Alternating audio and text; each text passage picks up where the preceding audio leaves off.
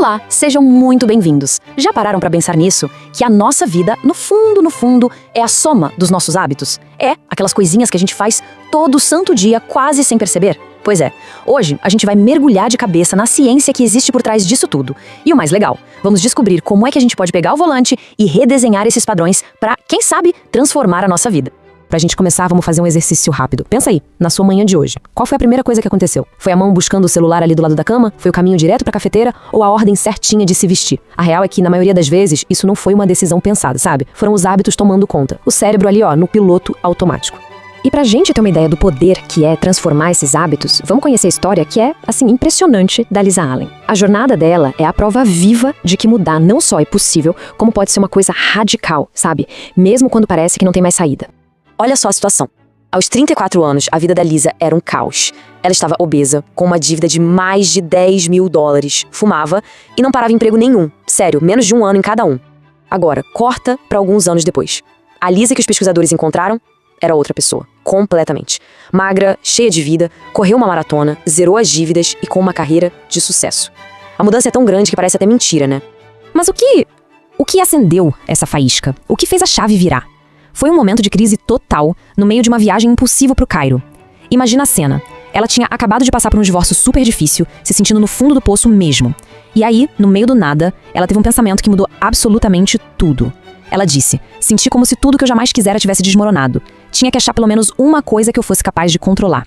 E foi aí, nessa busca por um pingo de controle, que a grande transformação dela começou. E aí que fica a pergunta de 1 milhão, né? Como é que uma única decisão, que nasceu do desespero lá no Egito, pode começar uma avalanche de coisa boa? A resposta, olha que interessante, não tá numa força de vontade de super-herói não, tá na ciência, na forma como o nosso cérebro constrói os hábitos. Então, vamos lá. Pensa no nosso cérebro como se fosse um cara super eficiente. A meta dele é economizar energia mental. E para fazer isso, o que ele faz? Transforma as nossas rotinas em hábitos automáticos. E ele usa um mecanismo genial para isso, um processo que os cientistas do MIT chamaram de o loop do hábito. E o mais fascinante é como isso foi descoberto. Olha só que legal. Em uns experimentos com ratinhos, os cientistas viram que quando eles estavam aprendendo a andar num labirinto, a atividade cerebral deles ia lá no teto. Era uma loucura. Mas, depois de repetir o caminho várias vezes, quando virou um hábito, a atividade do cérebro despencava. O cérebro basicamente ligava ao piloto automático para poupar energia. E adivinha? O nosso cérebro faz a mesmíssima coisa. E esse piloto automático funciona num ciclo bem simples, de 3 passos. Primeiro vem a deixa. Pensa nela como o gatilho, sabe? O que dá o start no hábito. Pode ser qualquer coisa. Um lugar, uma hora do dia, uma emoção, tipo o celular vibrando no bolso. Segundo passo, a rotina. É a ação que a gente faz. No nosso exemplo, pegar o celular e olhar as notificações. E por fim, o terceiro passo, a recompensa. É o prêmio, aquilo que o cérebro gosta e que faz ele querer repetir tudo de novo. Aquela sensaçãozinha boa de ver uma mensagem, uma curtida. Então guarda aí. Deixa, rotina, recompensa. Todo hábito funciona assim. E aqui tá o pulo do gato, a parte mais importante. Quando esse loop se firma, o cérebro meio que se desliga da decisão. Ele para de pensar nisso. O padrão só acontece, de forma automática. E isso libera a nossa mente pra pensar em outras coisas. É por isso que às vezes a gente dirige do trabalho pra casa e quando chega pensa, nossa, nem vi o caminho. Pois é, o hábito tomou o controle. Beleza. Então, se os hábitos são tão automáticos, tão fortes assim, como é que a gente faz pra mudar? Porque vamos ser sinceros, tentar lutar contra eles só na força de vontade, quase nunca dá certo, né? A resposta é bem mais esperta. É sobre hackear o sistema. E para fazer isso existe uma coisa chamada a regra de ouro da mudança de hábito.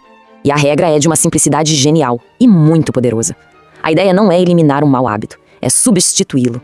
O segredo é o seguinte, a gente mantém a mesma deixa, ou seja, o mesmo gatilho, mantém a mesma recompensa, mas troca a rotina que tá ali no meio do caminho.